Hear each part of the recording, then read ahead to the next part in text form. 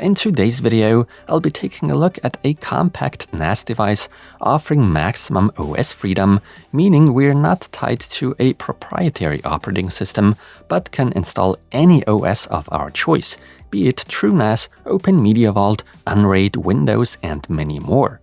Windows 11 Pro comes pre-installed actually, but during this video, I'll be replacing it and will install OMV, OpenMediaVault instead, and configure it to my liking.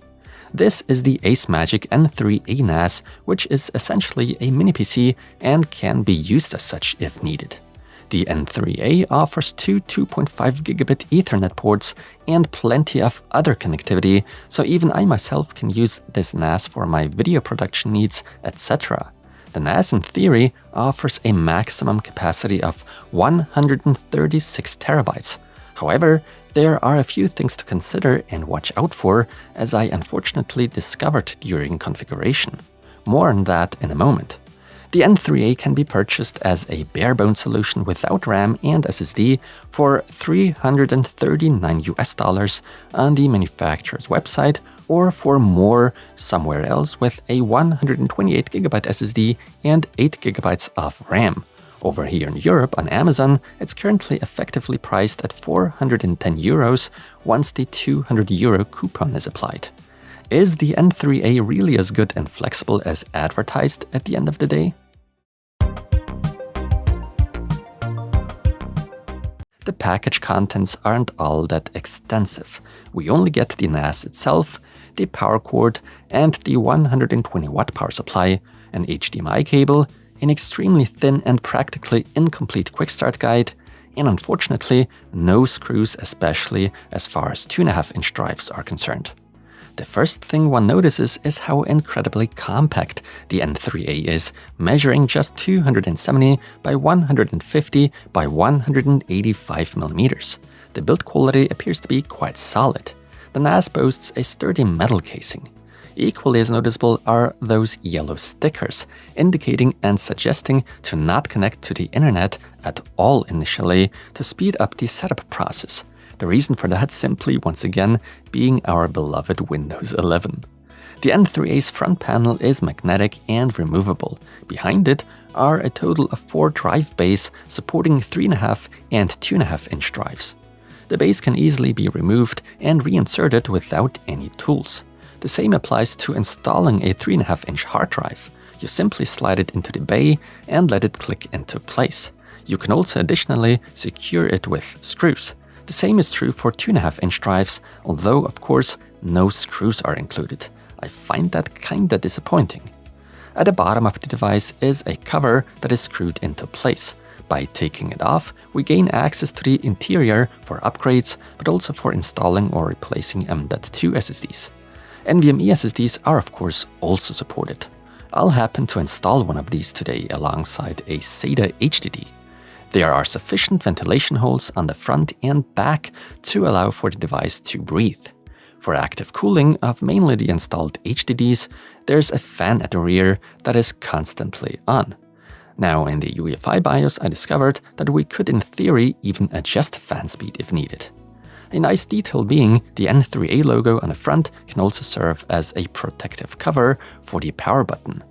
At the heart of the N3A is the AMD Ryzen embedded R2544 CPU featuring 4 cores and 8 threads. The CPU is based on Zen+, its release dates back to Q3 2022, so it's definitely not the latest and greatest out there. We also get 8 GB of DDR4 RAM at 2666 megatransfers per second, while the capacity is expandable to up to 64 GB if required. The variety of ports is truly exemplary for a NAS. That said, there are two 2.5 gigabit Ethernet ports, both based on the excellent Intel i226V controller, one USB-C 10 gigabit, also supporting DisplayPort output, one microSD card reader, one DisplayPort 1.4, as well as HDMI 2.0 port, two USB-A 5 gigabit, as well as two USB 2.0 ports. Finally, a 3.5mm audio jack.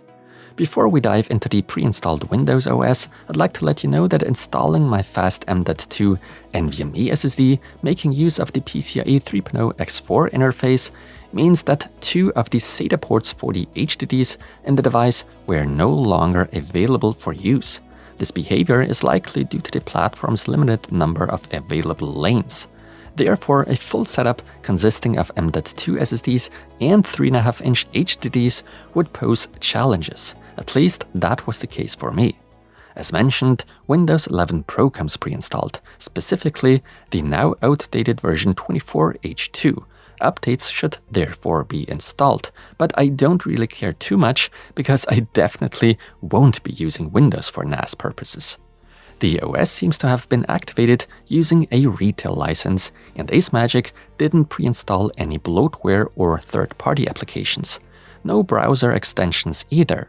The virus scans I performed with Windows Defender/Security, as well as Malwarebytes and the external scan using Norton 360, all came back clean. No threats, malware, and the like were detected. Now, regarding performance, I unfortunately had to find out that AMD's R2544 CPU isn't particularly fast, but it should certainly do the trick for NAS use. It certainly is pretty power efficient. While the workload I've shown and tested with here is extremely unrealistic and pushes beyond limits, the power draw remains pretty low at the stock configuration without HDDs or an additional SSD. The temperatures are looking good as well. I managed to consistently measure a noise level of exactly 41 decibels, which is quite pleasant. While the fan is permanently on by default, it never actually noticeably changes its speed, so it's not annoying and therefore goes unnoticed. I was surprised by the factory-installed 128GB SSD, which is based on PCIe 3.0 X4 instead of SATA, and thus delivers pretty respectable read and write speeds. Let's move on to the configuration options. While we could simply continue using Windows and configure the SSDs and HDDs as a server, I would not recommend this. So I went ahead and downloaded OpenMediaVault, or OMV for short. Then I moved the downloaded ISO image to my flash drive with Ventway setup. All I had to do next is insert the flash drive into the NAS and restart it. Next, I boot into the UEFI BIOS, change the boot order so that I boot from the USB flash drive. Then I set up OpenMediaVault for myself in the usual way. The installation went smoothly without any hiccups or issues. Finally, I can sit down at my main PC and configure the NAS in the web interface and actually complete the whole setup process. As is well known and all too common, OMV can have a bit of a temper at times, which was already evident during the updates for me. Admittedly, I also had some difficulties getting the Wedi plugin to work as intended with the current OMV version, but everything else worked perfectly as it should. For my purposes, I would of course have to make many more adjustments and fine-tuning, but for today's video, I'm keeping it as simple as possible. In the end, all I had to do was assign a static IP address for the 2.5 gigabit connection because that's actually my preferred setup. And then I was basically done with the setup procedure. So I connected to the NAS and accessed it via the dedicated 2.5 gigabit connection I just set up. When I transfer a large ISO file to the M.2 SSD I installed into the NAS, it becomes clear that I'm transferring at a maximum speed of 2.5 gigabits. Once I repeat the test but transfer to the 3.5-inch HDD, the slower hard drive obviously becomes the bottleneck. The transfer speed drops significantly. Conclusion. As a matter of fact, I've been using the ACEMAGIC N3A in that very configuration for hours, connecting other devices and even my phone to it. Everything runs perfectly as intended without any drops whatsoever. The N3A's hardware is more than sufficient for the vast majority of use cases out there. From a technical standpoint, I can definitely recommend this NAS. However, one shouldn't overlook the mentioned limitations, and it's important to be aware that no screws come included for mounting, especially for 2.5-inch drives. Ultimately, how much you're willing to spend on the N3A is a personal decision.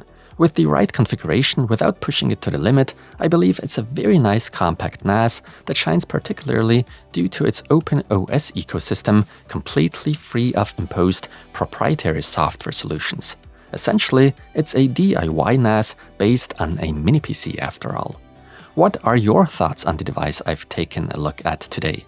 Would you actually buy it due to its smaller form factor, or would you rather build a larger NAS yourselves? If you enjoyed the video, feel free to leave me a like, or alternatively, a dislike. With that being said, thank you all for watching, and until the next one.